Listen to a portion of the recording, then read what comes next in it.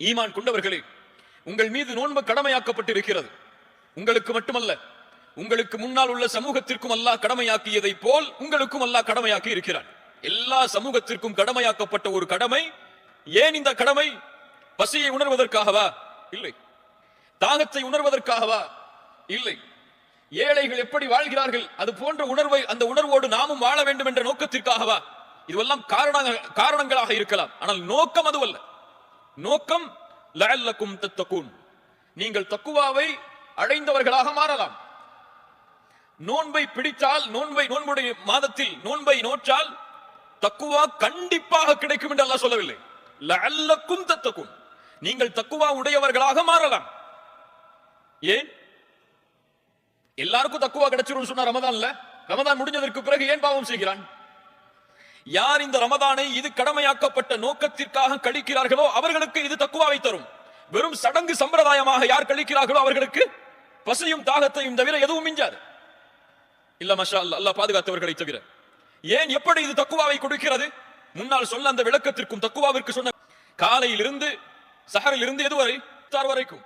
இஃப்தாருடைய நேரம் வரை பசியோடு வாழ்கிறான். அவனுக்கு முன்னால் என்ன உணவு வைக்கப்பட்டாலும் சாப்பிடுவானா? அவன் நப்சு சொல்லும், அல்லாஹ்விற்கு நீ மாறு செய். பசிக்கிறது, உணவு அதோ இருக்கிறது. தாகிக்கிறது, தண்ணீர் அதோ இருக்கிறது. நீ அதை சாப்பிடு என்று சொல்லும். அவன் சொல்லுவான், அல்லாஹ் தடை செய்திருக்கிறான், சாப்பிடக்கூடாது என்று. ஒரு குழந்தை கூட அதுக்கு முன்னாடி ஒரு சாக்லேட் வைக்கப்பட்ட கையை எடுத்துரும். சுப்ஹானல்லாஹ். இயற்கையாகவே அல்லாஹ் அந்த தன்மைகளை உருவாக்குகிறான். தனக்கு ஹலாலான மனைவியாக இருந்தாலும், அப்பதான் திருமணம் முடிச்சிருந்தாலும் அவனுடைய நப்சு தேடும் அதை. ஆனால் அதை தடுத்துக் கொள்வான். தனக்கு ஹலால் தான், ஆனால் அல்லாஹ் இந்த நேரத்தில் அதை ஹராமாக்கி இருக்கிறான். சஹரில் இருந்து இஃப்தார் வரை. அதனால் அதை நான் நெருங்க மாட்டேன் என்று அவன் தனக்கு கட்டுப்பாடை விதிப்பான். தன் நப்சோடு போராடுவான், தன் நப்சை எதிர்த்து நிற்பான். அல்லாஹ் கூறுகிறான், இந்த தன்மையில் நீ வாழ்ந்தால் இது உனக்கு தக்குவாவை உருவாக்கும். அதான் தக்குவா.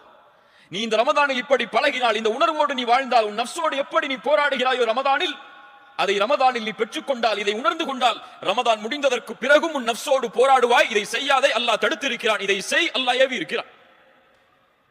அதற்குத்தான் ரமதான். இந்த தன்மையில் நம்மை பக்குவப்படுத்துவதற்காக, இந்த தன்மையில் நம்மை வார்த்தெடுப்பதற்காகத்தான் அல்லாஹ் ரமதானை நமக்கு கொடுத்திருக்கிறான். அதனால் தான் அல்லாஹ் ரப்புல் ஆலமீன் இதன் கூலியை, நோன்பு என்னுடையது, அதனுடைய கூலியை நான் கொடுப்பேன். அது நிர்ணயிக்கப்பட்டது கிடையாது. ஏன் நான் கொடுக்கிறேன் தெரியுமா? அவன் ஆசைகளை கட்டுப்படுத்துகிறான், அவன் தாகத்தை கட்டுப்படுத்துகிறான், உணவை தடுத்துக் கொள்கிறான், விடுகிறான். ஏன்? எனக்காக. நான் சொன்னேன் என்பதற்காக அதை செய்கிறான். அதனால் இந்த நோன்பு என்னுடையது, நான் அதனுடைய கூலியை கொடுப்பேன். சுப்ஹானல்லாஹ்.